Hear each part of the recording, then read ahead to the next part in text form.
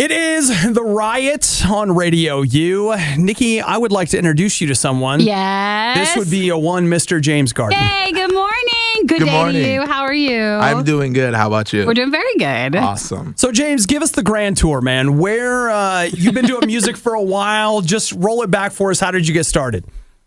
So I started out maybe in high school when 8 Mile came out. Okay. Watched the movie. Okay. I'm from Michigan, so I was like, oh, wow, this is amazing. I can do that. You're like, yes. Well, I think the main thing is growing up, I was super shy. So seeing this story of the underdog, like choking on stage, and then basically when he goes to like that end battle, he reveals all his flaws, which makes him like undefeatable because you have nothing to attack him with.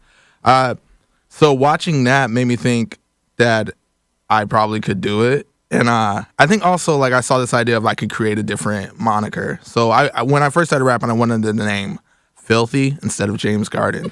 So And you did not go with that, I see. Okay. What made you change your mind? What made you change your mind? So I went with Filthy for a long time, actually. And it was an acronym, so it meant phenomenal hip-hop individual living through his years. So I tried to make it kind of deep. That's a mouthful, one. It is a lot for fans to learn. It's a lot. It's a lot. I think the reason I changed it was, so I'm in my 30s, and when you're 30, it's weird for people to call you filthy. Okay, One, okay. That's a little different. Two, I wanted to do more speaking engagements along with music. I see for booking reasons it helps. Yeah. Everybody come on out here filthy tonight. Yeah, and it's like, wait, what? And then a lot of like youth groups and churches would be like, filthy, what does that mean? What are you going to talk about? And so I was like, we need to just sidestep that. James is just fine. Yeah, We'll go with James. works. My mom and dad picked it out. I think they did a good job. I love it, dude. You are probably one of the most prolific Twitterers I've seen in a long time, dude. No, seriously, appreciate because that. a lot of times an artist comes in, the first thing I do is I just hit Twitter and Facebook to see what they've been up to. And I told Nikki I was over here for about 20 minutes, and I was like, yeah, I think I just hit Saturday. I know. We just don't get as many people that tweet as much. And that was like Obi's first love with social media. I love Twitter, Totally dude. loved it. I So love it. it was great for him to be able to just scroll through and finally see someone using it. Yeah. Well, I mean, I feel like I've been using Twitter since it started. And I love Twitter. I think it's a good way to have a conversation. I feel like you can't have conversation in Instagram comments. No, It gets you a little can't. weird. Yeah. You know? So, like with Twitter, though, like I said, you're on it a lot. Like, is that one of those things where you're on it a lot? Like, is your phone always out and you're always scrolling and whatever? I'd like to say no, but you caught me. Yeah, I have an issue. It's the Lord is working on me. But, Well, it's helpful, though, to be able to interact with fans. So It is. it really It is is. still one of the best places. That's one of the things I love about it is that Twitter feels like, I mean, I'm not popular enough to have 1 billion followers, so it's just enough to keep a really good conversation going with, just people that listen or whatever. Right. And it's a place they can just hit you. And I love that about Twitter. So dude, you've got a brand new video Yes. that we're getting ready to play. It's called Right Now. And I'll be honest, one of the things that really endears this video to me is just that it happens in an arcade.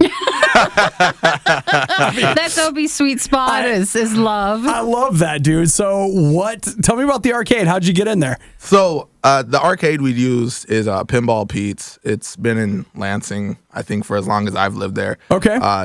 It's known as the place you take your first date. Oh, Really? Yeah, like I love it. everyone in high school, I feel like Well, in that Lansing. makes the video even sweeter knowing that. Yeah, it's like, oh, you want to take a girl on a date? Pinball Pete's. That's where you It works. go. Did you take any girls to Pinball Pete's? I didn't take any to Pinball Pete's. We just did dinner. I'm not good Okay. at video games, which is like weird. So, No, but it's I'm fine. competitive. So if you beat me, Were you competitive at dinner? no, not at all. I ate so much more than you did. What is wrong with you? It was still a great first date. You only got one appetizer. Yeah. Who is this? But no, the arcade idea was Victor Manuel, the director of the video. Okay. And so what's cool with him is with me and him, when we work together on videos, I pretty much just trust his vision. So I'll give him the music and he'll be like, I have an idea for this, James. And I'm like, let's do it. Sweet. And so the girl in the video was actually his niece. Okay. And I think the boy was like a family friend too. So he was like, how about this story of like, he's seeing how his childish ways are sort of messing up their relationship, and then he needs to like step it up and see that he might be missing out on something that's really awesome. And so I thought it was a cool idea, but we were walking around looking for spots, and then we were right by Pinball Pizza. It was like, It's like, that'll work. let's see if they'll let us shoot in here. And they were super cool about it. Yep. Oh, that's awesome, dude. I love to hear that. So we've got that. That's actually starting today on Radio UTV. Promised Land is something that's been in the Most Wanted For quite and has some been going time. for a while. Yeah. You can still awesome. vote for that. Yeah, you can still vote for it now. Yeah, radiou.com. No, radiou.tv. It's right there on the main page. And then I guess the other thing I want to know is like your album and stuff. Like, how's that going? Where can we get it? Et cetera, et cetera. So I released an album entitled Sweet Jesus in February. It's everywhere, Spotify, Apple Music, Tidal.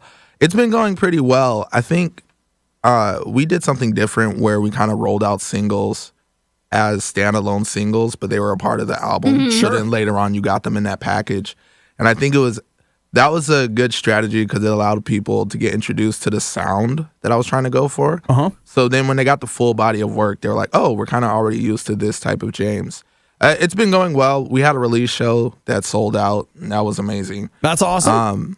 Yeah, I mean, all the responses I've been getting is really good. Fantastic. Well, dude, we appreciate you taking some time to hang with us here. And all the music. I mean, you put other artists to shame. All the videos. We have a lot more coming, so I don't good. plan on slowing down. That's exciting. Well, ladies and gentlemen, Filthy, or as you know him, Yay. James Gardin. Thanks for hanging with us, man. Thank you.